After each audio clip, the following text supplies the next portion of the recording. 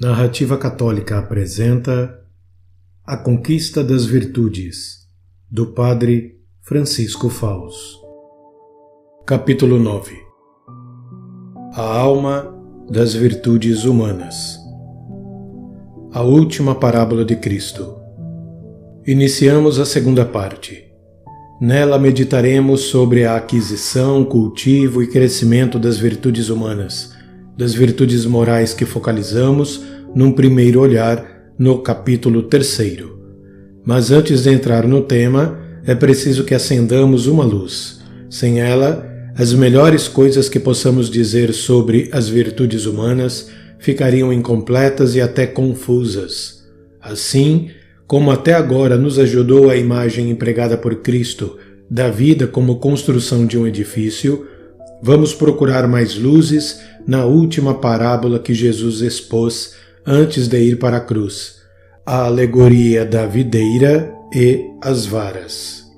Eu sou a videira verdadeira, dizia Jesus na última ceia, e meu Pai é o agricultor. O ramo não pode dar fruto por si mesmo, se não permanecer na videira. Assim também vós, se não permanecerdes em mim. Eu sou a videira, vós os ramos. A vida do ramo, da vara ou sarmento de onde pende a uva, procede da seiva, que vem das raízes da videira. Sem seiva, a vara seca. Sem seiva, não há fruto. Sabe o que é essa seiva que Cristo, a videira verdadeira, nos transmite quando estamos unidos a Ele? A graça de Deus, a graça que o Espírito Santo, amor eterno entre o Pai e o Filho, infunde na nossa alma como grande fruto da redenção realizada por Cristo. De maneira simples e bela, São Paulo diz que o amor de Deus foi derramado em nossos corações pelo Espírito Santo que nos foi dado, e que esse dom do amor, já desde o batismo, nos dá uma vida nova. Trata-se de uma realidade divina que as palavras humanas são incapazes de exprimir. Os padres da Igreja dos primeiros séculos, para explicar a transformação que a graça do Espírito Santo opera na nossa alma, recorriam a comparações. Uma delas, muito expressiva, é a do metal posto ao fogo. Ao ficar em brasa, adquire as qualidades do fogo, sem deixar de ser o que era, metal. Ganha o ardor, a luz e o calor que sozinho jamais teria. Coisa análoga faz a graça do Espírito Santo nas almas, elevando-as, divinizando-as, tornando-nos filhos de Deus, membros da família de Deus. Graças a esse fogo divino, nós podemos viver e agir como filhos de Deus muito amados. E, se não perdemos a graça do Espírito Santo pelo pecado, as nossas virtudes terão a seiva da graça, a qualidade sobrenatural das virtudes dos filhos de Deus, dos irmãos de Cristo. Serão as virtudes humanas do cristão. A graça e as virtudes humanas. As virtudes humanas, como lembramos antes, já foram conhecidas e estimadas há milênios pelos pagãos. Recordemos que Platão formulou a doutrina básica das 4 virtudes cardeais: prudência, justiça, fortaleza e temperança. Aristóteles e os filósofos estoicos, Cícero, Sêneca, etc., aprofundaram nas 4 e em muitas outras que estão ligadas a elas. Os mesmos valores básicos encontram-se nas tradições éticas do confucionismo, do hinduísmo e do budismo. O cristianismo não rejeitou esses valores, antes assumiu a doutrina clássica das virtudes, como fez com todos os valores autênticos da sabedoria pagã. Neste sentido, São Paulo aconselhava: tudo o que é verdadeiro, tudo o que é nobre, tudo o que é justo, tudo o que é puro, tudo que é amável, tudo que é de boa forma, tudo que é virtuoso e louvável, eis o que deve ocupar os vossos pensamentos. No entanto, o enfoque cristão modificou profundamente, pela raiz, a perspectiva pagã. Com efeito, o ideal pagão apreciava as virtudes como um desafio de grandeza pessoal, como domínio de si, como vitória do esforço moral do sábio, como supremacia da inteligência e da vontade sobre os instintos e as emoções. É uma moral que tem muitas coisas elevadas e sempre válidas. Por isso, Santo Tomás pôde aproveitar grande parte da Ética a Nicômaco de Aristóteles. Porém, já desde o início, a alma cristã percebeu que esses valores pagãos, ainda que positivos, padecem de insuficiências. Virtudes pagãs e virtudes cristãs. Vejamos 4 insuficiências da visão pagã das virtudes. Primeira, o pagão virtuoso é autossuficiente. Acha que não precisa de Deus para ser perfeito. Quando muito, deve resignar-se ao destino inexorável dos deuses. O herói e o filósofo pagão têm o perigo de viver facilmente num clima de orgulho, de autocomplacência. Ignoram a virtude da humildade, não a compreendem, valorizam o forte e o sábio, mas menosprezam o fraco e o ignorante. Pelo contrário, o cristão ama a todos igualmente como irmãos e valoriza especialmente os pequeninos, os pobres, os fracos, filhos queridíssimos de Deus.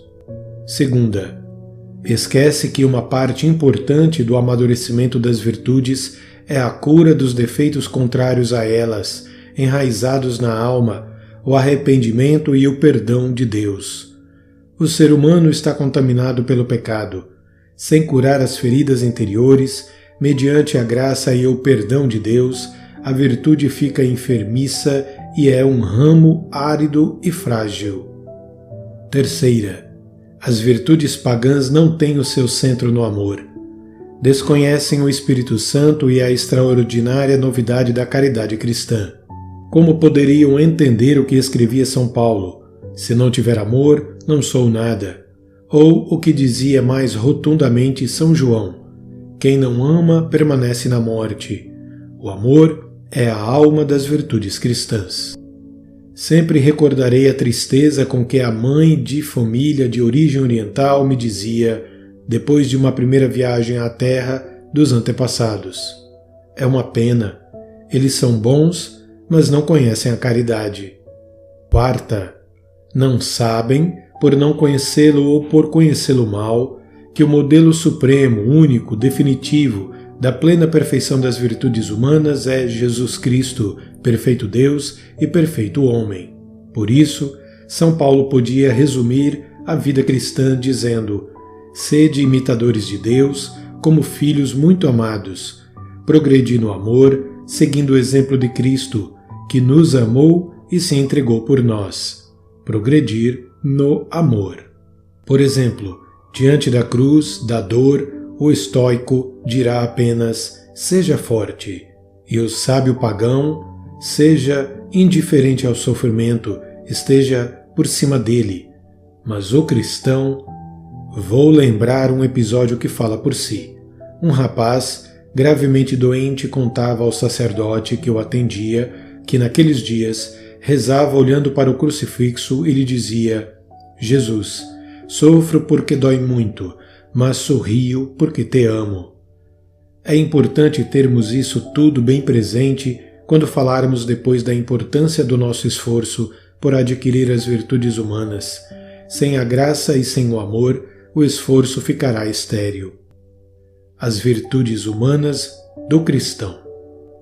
As virtudes humanas do cristão são as mesmas virtudes cardeais dos pagãos, as 4 clássicas: prudência, justiça, fortaleza e temperança, mais as outras que lhes são anexas. Como o pagão, o cristão tem que lutar para adquirir essas virtudes. A graça não o dispensa do esforço necessário para as possuir, mas a novidade é que o Espírito Santo comunica a essas virtudes qualidades divinas que mudam tudo. Primeiro, faz delas virtudes filiais. O cristão que vive da fé pode exclamar extasiado como São João: caríssimos, desde agora somos filhos de Deus. e quando se empenha em ser mais forte, mais prudente, mais justo, mais moderado, não visa a satisfação vaidosa de se sentir bom. A única coisa que preocupa é a que buscava o coração de Cristo, cumprir com amor a vontade do Pai, fazendo o que lhe agrada. Segundo, além disso, o Espírito Santo infunde no esforço humano a força de Deus. A São Paulo, que se angustiava por não conseguir vencer uma grande dificuldade pessoal, Cristo lhe disse: "Basta-te a minha graça, porque é na fraqueza que se revela totalmente a minha força." Depois de ouvir essas palavras, o apóstolo escrevia feliz: "Posso tudo naquele que me dá forças." O Catecismo resume brevemente estas verdades. As virtudes humanas são purificadas e elevadas pela graça divina. Não é fácil para o homem ferido pelo pecado manter o equilíbrio moral. O dom da salvação trazida por Cristo nos concede a graça necessária para perseverar na conquista das virtudes. O cristão de boa vontade, aberto à graça de Deus, estará em condições de amadurecer mais depressa nas virtudes humanas, assim como o ramo sadio da videira tem condições de receber a vitalidade da seiva, ao passo que o ramo seco ou quebrado a desperdiça. São José Maria recordava muitas vezes esta realidade. Quando uma alma se esforça por cultivar as virtudes humanas, dizia, o seu coração já está muito perto de Cristo. As virtudes humanas são o fundamento das sobrenaturais. Se o cristão lutar por adquirir essas virtudes, a sua alma dispõe-se a receber com eficácia a graça do Espírito Santo, e as boas qualidades humanas ficam reforçadas com as moções que o Paráclito introduz na alma. Por ora, terminamos esta reflexão. Resta ainda uma consideração necessária para captar bem o que são as virtudes humanas de um bom cristão, mas vamos deixá-la para o próximo capítulo.